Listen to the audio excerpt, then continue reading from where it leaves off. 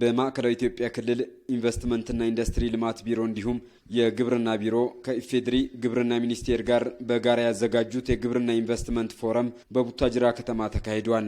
የፌዴራል፣ የክልል፣ የዞን፣ የልዩ ወረዳና የወረዳ የዘርፉ ባለድርሻ አካላት በግብርና ኢንቨስትመንት ዘርፍ የተሰማሩ ባለሀብቶች በተገኙበት ፎረሙ ተካሂዷል። በዚሁ ጊዜ ንግግር ያደረጉት በማዕከላዊ ኢትዮጵያ ክልል በምክትል ርዕሰ መስተዳድር ማዕረግ የገጠር ክላስተር አስተባባሪና የክልሉ ግብርና ቢሮ ኃላፊ አቶ ኡስማን ሱሩር ባለፉት ዓመታት ሀገር በቀል እሳቤዎችን መሰረት ያደረጉ ውጤታማ ተግባራት ተከናውነዋል ብለዋል። ባለፉት ዓመታት በግብርና ዘርፉ በተሰሩ በርካታ ስራዎች መንግስታችን ባመጣቸው አዳዲስ ኢኒሼቲቮች በተለይም ውሃ ተኮር ግብርናን እውን በማድረግ ቀደም ሲል ያልተለመደ አዳዲስ ልምዶች በበጋ ስንዴን በመስኖ የማልማት የሌማት ትሩፋት ሌሎችም በርካታ አገር በቀል ዕውቀትን ማዕከል ያደረጉ አገር በቀል እሳቤን ማዕከል ያደረጉ ለአገር በቀል ችግሮች መፍትሄ የሆኑ የኢኮኖሚ ፖሊሲዎች ተቀርጸው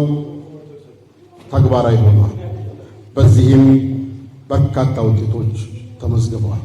አርሶ አደሩ አሁን ላይ በዓመት 5 ጊዜ ያህል ማምረት መቻሉን የጠቆሙት አቶ ኡስማን በዘርፉ የተሰማሩ ባለሀብቶች ልምድና ተሞክሯቸውን ወደ ሰፊው አርሶ አደር እንዲያሰፉም አሳስበዋል። ከባለሀብቶቻችን የሚጠበቀው አርሶ አደሩ ከሚያመርትበት ከሚጠቀመው ቴክኖሎጂ አንጻር በተሻለ መንገድ አዳዲስ ቴክኖሎጂን በማምጣት የቴክኖሎጂ ሽግግር እንዲረጋገጥ በማድረግ የእውቀት ሽግግር እንዲመጣ በማድረግ የክህሎት ሽግግር እንዲመጣ በማድረግ ከፍተኛ ጠቀሜታ ያላቸውን በተለይም ገቢ ምርትን የሚተኩ ለኤክስፖርት የሚሆኑ ምርቶችን በማምረት ከአርሶ አደሩ ከባለሀብቱ ከፍ ያለ ሚና ይጠበቃል። የክልሉ ኢንቨስትመንትና ኢንዱስትሪ ልማት ቢሮ ኃላፊ ዶክተር አባስ መሐመድ በበኩላቸው ባለሀብቱ የተረከበው መሬት በሙሉ አቅም እንዲያለማ አሳስበዋል።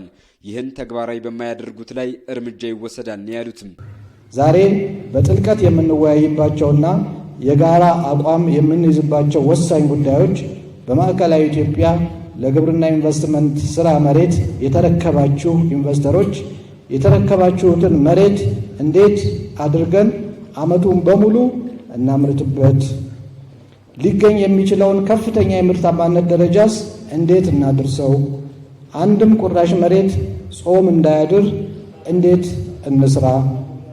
ዛሬ አርሶ አደሮች ከኢንቨስተር በበለጠ ቴክኖሎጂ በመጠቀም በሄክታር የሚያገኙት ምርት ከኢንቨስተር በልጧል። ስለዚህ መሬቱን ይበልጥ ለሚያለማ መስጠት ተገቢ አይመስላችሁም? በውይይቱ የተሳተፉ በግብርና ኢንቨስትመንት ዘርፍ የተሰማሩ ባለሀብቶች በበኩላቸው የመብራት የኃይል አቅርቦት፣ ተገቢው ብድር በወቅቱ አለማግኘት፣ የአፈር ማዳበሪያ ስርጭት ላይ ያጋጠሟቸው ችግሮችና ሌሎች ሊፈቱ ይገባሉ ያሏቸው ጥያቄዎችን አንስተዋል። በውይይቱ ላይ የተገኙት የኢፌዴሪ ግብርና ሚኒስቴር ሚኒስትር ዴኤታ ዶክተር ሶፊያ ካሳ አልሚ ባለሀብቶችን ለመደገፍ ሚኒስቴሩ ቁርጠኛ ስለመሆኑ ተናግረዋል። ባለሀብቱም የሚጠበቅበትን እንዲወጣ ጠይቀዋል። ባለሀብቶች በሚያለሙበት ቀበሌና ወረዳ የቴክኖሎጂ ሽግግር እንዲኖር ስጧቸው፣ ቀበሌ ስጧቸው፣ ወረዳ ስጧቸው፣ ቀይራችሁ አሳዩን ነው። ይህን አሳይመንት መውሰድ ያስፈልጋል። የምንረዳዳና ኢትዮጵያ እንድትቀየር የምንፈልግ ከሆነ ማለት ነው። አይ በቃ ከዛ መሬት ብቻ ነው ያርሽ የሚል ነው የምፈልገው ከሆነ አይቻልም። የአፈር ማዳበሪያን በተመለከተ ያጋጠሙ ችግሮች እየተፈቱ ስለመሆኑ ጠቁመዋል። በማዕከላዊ ኢትዮጵያ ባለፈው ዓመት 840 ሺህ ኩንታል ማዳበሪያ ነው የቀረበው። ዘንድሮ ደግሞ 1.6 ሚሊዮን ኩንታል ነው እያቀረብን ያለ ነው። እስከ ትናንት ድረስ 840 ሺህ ቀርቧል። ቀሪው መንገድ ላይ ያላለ ጅቡቲም ያላለ እየመጣ ስለሆነ ማዳበሪያ በዚህ ዓመት ባለፈው ዓመት በተቻለ መጠን ከግብርና ስራዎችም እያመጣን የመሙላት ስራ ነው የሰራ ነው። ችግር አለ ባለበት ቦታ ላይ ችግሩን ለመፍታት ነው። እኛ ኦዲት ለማድረግ አይደለም።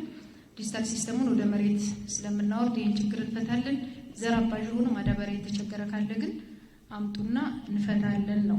ለግብርና ስራ የሚያስፈልጉ የባንክ ብድሮች ላይ የሚያጋጥሙ ተግዳሮቶችን ለመፍታት መንግስት እየሰራ ነው ብለዋል። ክልሉ በግብርናው ኢንቨስትመንት ከ6000 በላይ የኢንቨስትመንት ፈቃድ ያወጡ ፕሮጀክቶች መኖራቸውንና ከ30,000 በላይ ቋሚና ጊዜያዊ የስራ ዕድል መፈጠሩንም ተገልጿል።